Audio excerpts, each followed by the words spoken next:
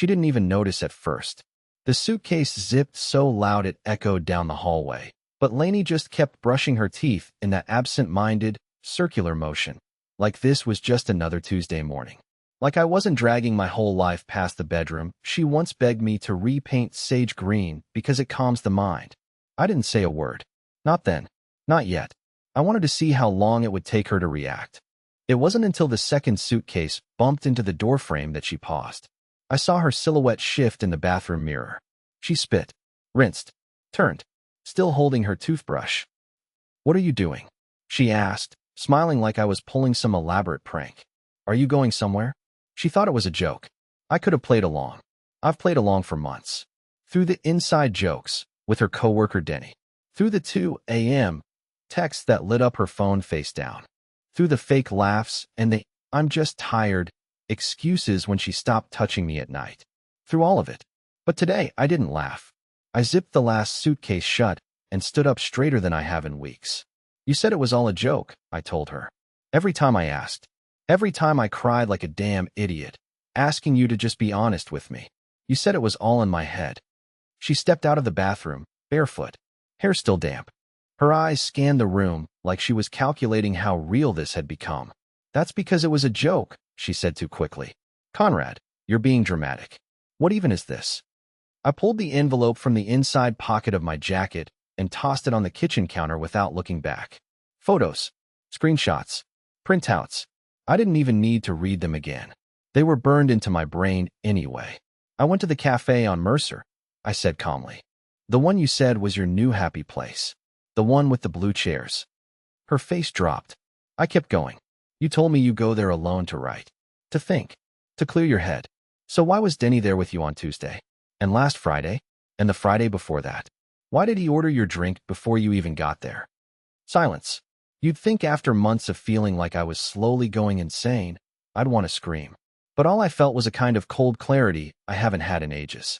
She finally said something, but it wasn't an apology. Wasn't an explanation. It was this half-laugh, half-scoff as she leaned on the doorway and said, "You seriously followed me?" No remorse. No panic. Just that same smug disbelief, like I'd embarrassed her. I picked up the suitcase handle and walked to the door. And when she finally realized I wasn't bluffing, her voice cracked. "Wait, you're actually leaving?" I turned my head just slightly and said, "No, I left a long time ago. You just never noticed." Then I walked out. The thing about living with someone who lies for a living is that eventually, they forget you're not one of their clients. I wasn't supposed to see her laptop that night. She always shut it when she left the room. Always. Except this time, she was rushing to make a quick Target run. Something about needing hand soap and oat milk, and she left the screen open like it was no big deal. Like I'd never dare look. She'd barely closed the door behind her before I was up off the couch. I didn't even know what I was looking for. Maybe part of me hoped I'd find nothing. That I'd open the laptop and see boring Pinterest boards or some half-written email. Something safe. Something stupid. Something that would make me feel like an insecure fool. But it was already open to the inbox. And at the top, like fate was tired of whispering and finally decided to scream, there it was. A subject line. "Last night was dangerous. But I can't stop." From him. From Denny. My chest tightened. I hovered over the message for a solid 10 seconds. I couldn't even feel my fingers. I clicked. I read. I couldn't unread. It wasn't graphic, not enough to get flagged by HR or anything, but it was worse than graphic. It was emotional, romantic, addictive. Like the kind of thing two people write when they've crossed a line and know they can't go back, but also know they don't want to. He said he missed the way she smelled. He asked if she'd deleted the photos from her phone just in case. He thanked her for lying so easily, for protecting what we have. He called her his other life. And she responded. She said she wished she didn't feel more alive with him than she did at home. She said she hated lying to me, but Conrad wouldn't survive the truth. That sentence still echoes in my skull. He wouldn't survive the truth. Like I'm some fragile animal. Some pet that needs to be shielded from reality. I didn't even notice her come back in the door. She walked in carrying 2 bags and saw me sitting there, dead quiet, staring at her screen. And for the first time in months, she looked scared. Not guilty. Not angry. Scared. Which means part of her knew. Knew it was real. Knew I wasn't going to just fold this time. She started rambling immediately. Conrad, I can explain. That was old. That's just Denny being weird. I've told him to stop. I just didn't want to make it awkward at work. I stood up. Stop. She froze. I don't want the song and dance. I don't want the gaslight special tonight. I just want you to sit there and not talk while I tell you everything I've pieced together these past few weeks. She tried to interrupt. I said don't talk. She sat. And for the first time in our entire marriage, I didn't beg, didn't plead, didn't cry. I laid it out. The cafe visits. The timing inconsistencies. Her sudden obsession with her appearance before late meetings. The deleted messages I recovered. The second Apple ID she never thought I'd find. The sync notes app that had more than notes. I told her everything I knew. Every breadcrumb she never realized she left behind. She didn't say a word. Her eyes were wide. Her throat twitched like she wanted to cry, or scream, or run. But she didn't, because she finally understood what I already knew. This wasn't a mistake. It was a pattern, and I was done pretending I couldn't see it. That night, after she finally realized I wasn't going to explode, or scream, or storm out like some Hollywood husband caricature, she defaulted to her usual move, retreat. She went quiet, stayed quiet, like if she didn't speak, maybe the reality wouldn't harden into permanence.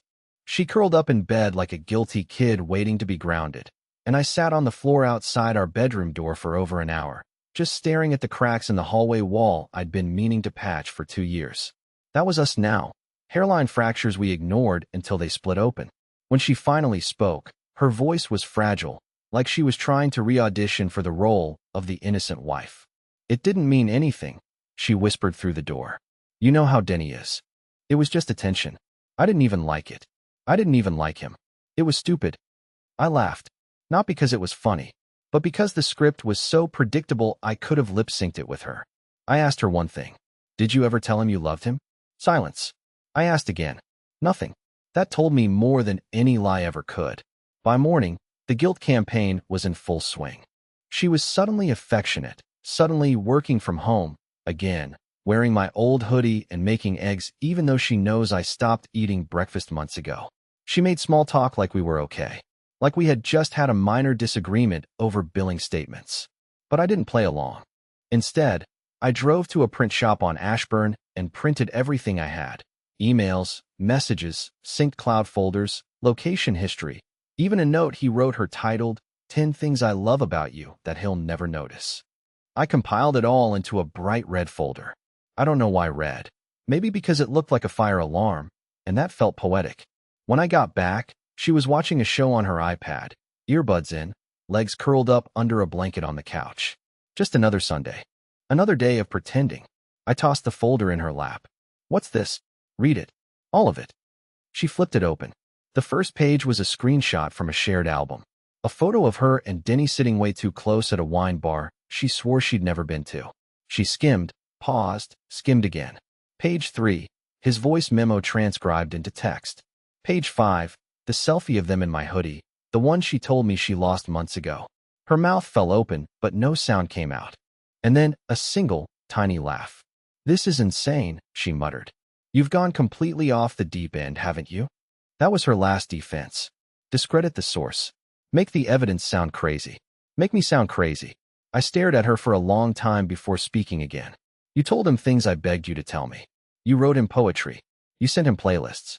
You described our bed in detail.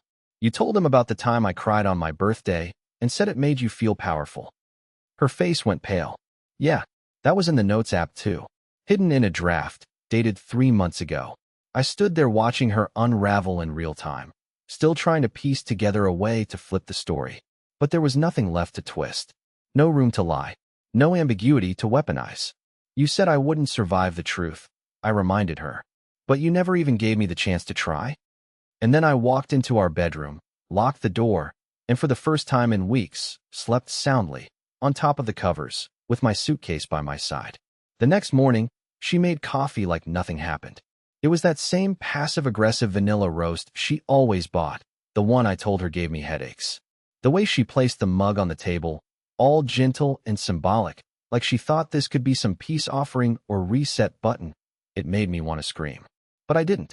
I took the mug, didn't drink it, and waited for her to sit down. I think we should talk, she finally said. In that voice people use when they're pretending to be calm, but are actually 2 seconds from falling apart. Okay, I replied. Let's talk like adults. She looked relieved, as if the fact that I hadn't burned the place down meant I was ready to forgive her. Like her life hadn't just been caught in a web of proof that she spun herself. She started with the classic. I was feeling lonely, okay? You've been so distant this past year. You buried yourself in work. You stopped asking me how I was doing. You don't even look at me like you used to. I felt like a ghost in this house. I nodded. You're right. She blinked. Wait, what? You're right, I repeated. I did stop asking. I did get lost in work. I've been exhausted for a year straight and barely functioning. And do you know why, Lainey? She didn't answer. But her eyes said it all. She didn't expect this. I've been carrying this marriage by myself. I continued, calmly. I worked long hours to keep us above water when you jumped between 3 different creative projects in 6 months and brought in nothing. I covered the rent, the insurance, the broken water heater, and never once asked you to get a regular job. You stopped contributing emotionally, physically, financially, and still, I stayed. Because I believed in us. Because I believed in you. Even when you gave me nothing back. She looked down, and when I finally started pulling away, yes, you're right, I did. But I didn't pull away because I stopped loving you. I pulled away because loving you felt like bleeding out in silence. Her mouth opened, but no words came. I could see it. She wasn't ready for this version of me. The one who didn't crumble. The one who didn't beg. The one who refused to carry the guilt for a betrayal he didn't commit. She started crying then. Not the big dramatic sobs. Just slow, pitiful tears rolling down without sound. I could tell it wasn't just sadness. It was confusion. I wasn't playing the role she had written for me in her head. I wasn't the pathetic, desperate man who would take her back with a few kisses and a promise to be better. And that's when she said the line that almost made me laugh out loud. We can fix this. I know we can. I'll block him. I'll cut all contact. I'll go to therapy. Please, don't throw this away. Throw this away? You mean the illusion? The memory of a life that you slowly hollowed out while telling me I was imagining it? I stayed quiet for a long moment. Then I said, you weren't just unfaithful, Lainey. You were calculated. You were careful. You planned it. You chose to destroy my trust one lie at a time. And you only care now because you got caught. Her tears got heavier. But I felt nothing. Because for the first time in this marriage, I was speaking without fear. I wasn't trying to protect her feelings. I wasn't shrinking myself to make space for her excuses. I was finally telling the truth. My truth. And I watched her fall apart under the weight of it. That morning, I started making real plans to leave. Not threats. Not dramatics. Real logistics. I made a checklist. I called my brother. I looked at short-term leases. And when I closed my laptop, I realized something I hadn't felt in a very long time. I was still broken. But I wasn't lost. Not anymore. I should have known she wasn't going to let me go without trying to spin the narrative. But I didn't think she'd go that far. It started the day after our adult conversation. She was quieter, but not the good kind of quiet, not the remorseful kind. It was more like she was observing me, like I was a test subject and she was figuring out which version of herself would get her back into control. She started being unervingly agreeable. If I said I needed space, she said she understood. If I mentioned looking for a short-term place, she offered to help me pack. It was too easy, too smooth. I remember telling myself, don't fall for it again, Conrad. You've seen the truth. But part of me, the damaged, desperate for peace part, wanted to believe maybe she really did want to let me go without another war. That hope lasted exactly 3 days. I was in the kitchen, on the phone with my older brother, Griffin. I just told him I was planning to leave by the end of the week. I was venting, pouring out the mess that had taken up permanent residence in my chest. I told him how I still couldn't sleep at night, how I kept replaying the image of her texting Denny right after kissing me goodbye in the mornings, how I felt like I'd been living in someone else's life for the past year. I know it sounds pathetic, Griff, I said, pacing, but there's a part of me that's terrified I'll never love anyone again. Like, I gave her everything, every part of me, and now I feel like a paper shell. What I didn't know, what I couldn't have known, was that Lainey was standing just down the hall, holding her phone behind the wall, recording every word. I only found out 2 days later, when I got an email from a mutual friend of ours. He forwarded me a video clip she had apparently accidentally uploaded to a shared Google Drive folder titled Tax Docs. At first I thought it was some boring receipt she wanted to save for later. But when I played it, I heard my own voice, raw and unfiltered, saying things I never thought would leave the safety of a private phone call. I froze. She had recorded me at my most vulnerable, cut out her own presence entirely, and left it floating in a folder labeled like it was something mundane. I don't know if she meant to upload it there or if she just didn't care anymore, but the fact that anyone else had access to it, that's when I saw red. I confronted her that night. She didn't even deny it. "You were going to leave and make me look like the villain," she said, arms folded, not even flinching. "So I figured if you were going to tell people your side, I might as well have mine too." "Your side?" "Your side is an affair you lied about for months. There's no gray area here." But she just shrugged. "I didn't cheat the way people think of cheating, Conrad. We didn't sleep together. Not technically. So unless you're going to publish my emails, I still have my reputation." That sentence hit harder than anything Denny ever wrote. Not technically. I stood there stunned, because in her world, betrayal could be sanitized with semantics. Emotional infidelity? Manipulation? Secrets and lies and deception wrapped in candlelit texts? All fine, as long as no one got naked. I realized something then that I hadn't wanted to admit. This woman was willing to destroy my image, twist my words, and weaponize my pain just to preserve her public self. That night, I backed up every piece of evidence I had onto an encrypted flash drive and locked it in the glove box of my car. Not because I wanted revenge, but because I suddenly understood the rules had changed. I wasn't just leaving a relationship anymore. I was escaping a carefully curated performance. And the curtain wasn't down yet. There's a special kind of panic that creeps in when you realize someone's not just lying to your face. They're building an entire version of you behind your back. A version so distorted, so surgically edited, that people start believing it. And you can't stop it fast enough. It started with a voicemail. I wasn't even supposed to hear it. She left her phone on speaker while she was brushing her hair, and I was in the other room getting my charger. Her mom, the kind of woman who sends passive-aggressive Christmas cards and believes therapy is for the weak, had called. And I heard her voice loud and clear. "Lainey, honey, you need to protect yourself. If he's really saying those kinds of things, you can't just sit in that house with him. I always knew there was something off about the way he talked to you." My stomach dropped. What things? What was she talking about? I didn't even have to ask. Because later that same day, I got an email from her cousin, someone I hadn't spoken to in years. Subject line, "Just checking in." It was full of vague concern, weird phrasing like, "Everyone's worried about you, and this doesn't sound like you." I knew what was happening. She was laying groundwork. Quietly, carefully. She was leaking pieces of her version of the story to her inner circle before I even left the front door. I could feel it in the way she started asking strange questions, too. Like, "Do you remember what you said Tuesday night when you were angry?" Or, "Would you ever hurt someone if they betrayed you?" Like she was baiting me, gently guiding me toward a trap she could quote out of context later. But I didn't play. Instead, I started documenting everything. Dates, times, conversations. I used a voice recorder app every time we spoke. I screenshotted every message. I even left a second phone recording audio while I packed, just in case she tried to provoke something. And yeah, I know how that sounds. Paranoid, borderline obsessive. But once someone starts rewriting your character in real time, once you see that they're not just done loving you, but are now actively constructing your downfall, you stop caring about looking crazy. You just want the truth to survive. But even with all that, I still wasn't ready for what came next. It was Thursday night.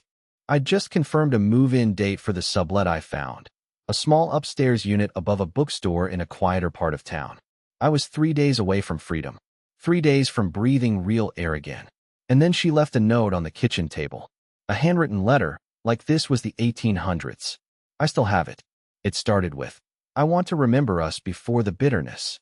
And for a moment, I thought maybe it was going to be the first honest thing she'd written in months. But no, it was a weapon disguised as poetry. The entire letter was written like a journal entry for a courtroom.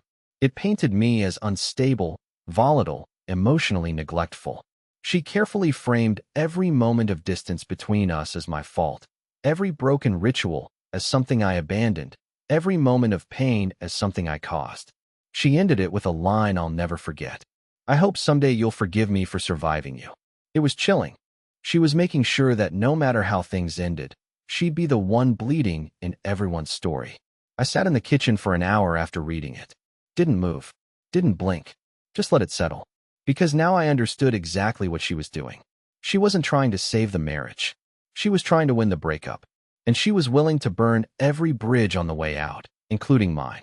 So I took a photo of the letter. I filed it with everything else. I added timestamps. I updated my tracker. Because if she wanted to rewrite history, I was going to make sure I had the unedited version. I had planned everything down to the hour. My brother was going to help me move the last of my things on Saturday morning. We'd take the boxes, the suitcases, whatever dignity I had left, and I'd walk out of that apartment for good. Quietly. With no drama. No scene. Just gone. But Lainey, she had other plans. The day before I was set to leave, my sister Nadine dropped by. She was the only one in my family I had told everything to. Not just the surface level she cheated, but the manipulations, the recordings, the rewritten narrative, the note on the kitchen table. Nadine's a therapist, which probably helped. She never judged, just listened and nodded like she'd seen this play out 1,000 times in other lives. She came over to help me pack and do a final walkthrough. She even brought me a sandwich and a little potted plant for the new place. This weird cactus with a lopsided stem. Said it was resilient, like you. I almost laughed for the first time in weeks. Lainey hadn't come out of the bedroom all morning. She knew Nadine was there, but I think she was waiting for an audience. Sure enough, as we were taping up the last box, she emerged. Eyes red, hair undone, wrapped in a blanket like she was a Victorian ghost.